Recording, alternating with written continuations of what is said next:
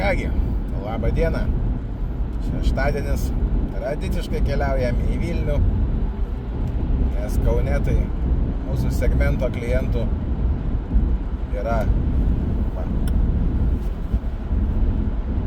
biedni, bet teisingi.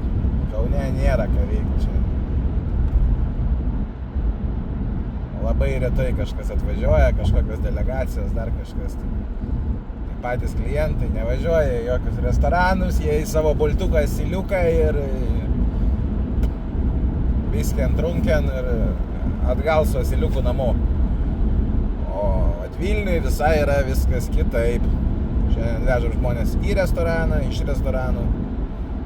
Ir ši kelionė nei daug, nei mažai 280 euriukų.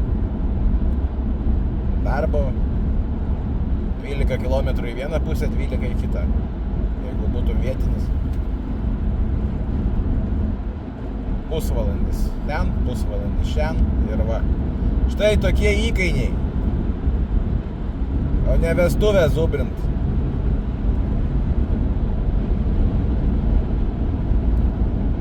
Nesuprantu, kam prisipirkt mašinų ir paskui visą dieną važiuoti už 200 eurų. Kažkokios nesąmonės.